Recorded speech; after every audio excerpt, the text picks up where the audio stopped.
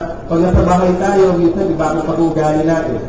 Minsan hindi nakikita din yung pagiging Kristiyano. Pero may mga pagkakataon naman, magiging tama naman tayo. Pero sa Pilipinas, tama nga talaga yan. Dahil ang pananampalataya ay dapat nakikita sa ating buhay. Kaya na dapat merong gawa. Kaya na habang nag-legislation kahapon kasama ko sila, kasama tayo nila ako dahil ako sila outing, tumama ako, sabi ko, bro, I need to be there, gusto kong swimming. Kasi gusto ko sumama sa outing yun, dahil for group, outing, pero group, payagan ako ni Charlie, sa kanila na sumama ako doon. Tapos habang pauwi na kami, sabi ko, bro, ang message mo, it's all about worship. Sabi ko, bro, meron akong acrostic dyan. Parang kung meron akong worship. Diba? Dati Bible, basic instruction. Sabi ko, bro, worship. Ewan ako, tama to. Sabi ko, willing to obey and do radical things with thoughtless and humble heart in praising God. Sabi ko, kailangan maganda rin ang puso natin. Then, based at home, totoo, dapat everyday, we should be a disciple.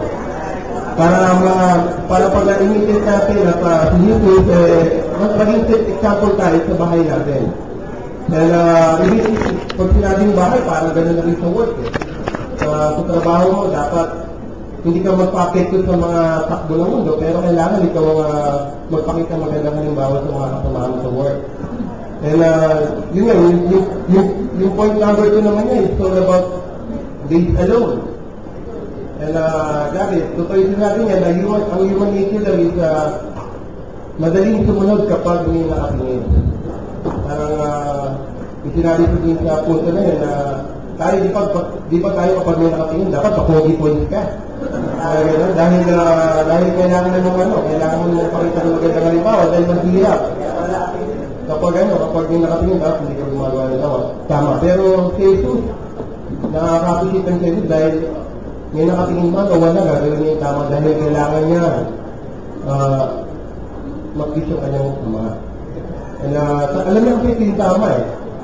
And doon sa mga example niya, like yung hernia condition, kailangan sa buhay natin sa disciple, kailangan natin palagin yung ating paninindigan.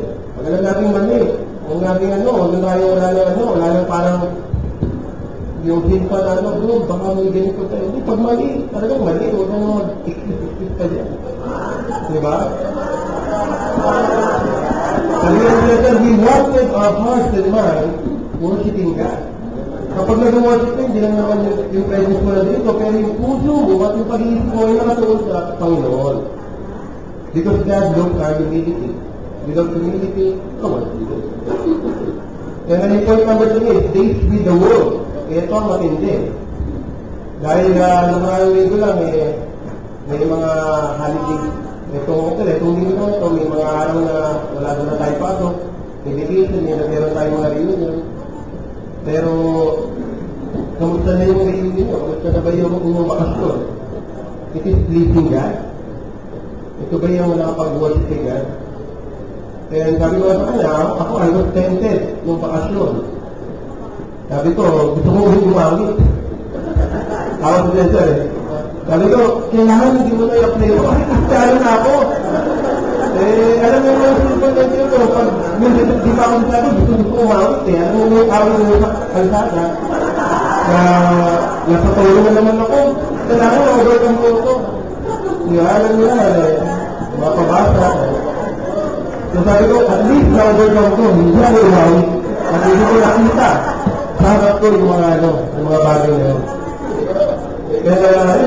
Joseph, in days in the world, for example, Joseph still holding to his conviction. Ang daming temptation, pero dito ka, sabi ko sa kama ko. Pero hindi niya inalaw na gawin yun, dahil alam niya, mali yun eh. Mapalusakan siya, basta hindi niya gagawin. And, yun, for the rest, dapat natin gamitin ang bagay na tinagalo sa atin para mabigyan siya ng papuri, para lahat ng bawat minuto siguro ng buhay natin dapat everything is worshiping God. Yun din yung gusto kong sabihin sa inyo, yung Pastor Cesar, we're so grateful, palakpakan din natin si Cesar. Iniinitin ko yun. Pero hindi bago lahat, pag-pray natin natin communion, upang maging tama natin sa pagtanggap natin ng Kristo.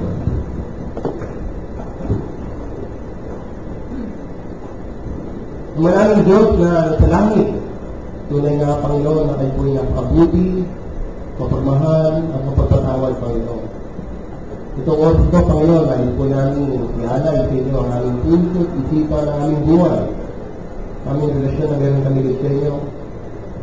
Kasi kayo gan, kung saan ka talagang makapag-invest kami gan, makakapag-open kami ng aming puso sa inyo gan. Tuloy gan, yung mga mensahe na rin dito namin ay nakakadito lang ang puso, Panginoon, dahil lahat po ng ito dahil nagawa po namin. Lalaki po namin naman na maging tama po yung aming puso at ang aming buhay, ang aming sarili dahil sa paghanap sa inyo gan. Sa pagtanggap po ng katawan at dugo ng Kristo, yung bread and wine gan. Maalala namin siya, Panginoon, sa bawat sandali ng aming buhay, Panginoon. Yung namin, God, hindi po namin talaga deserve to accept this grace, God.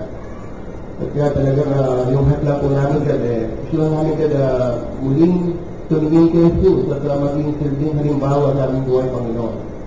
At mainibig namin siya, Panginoon.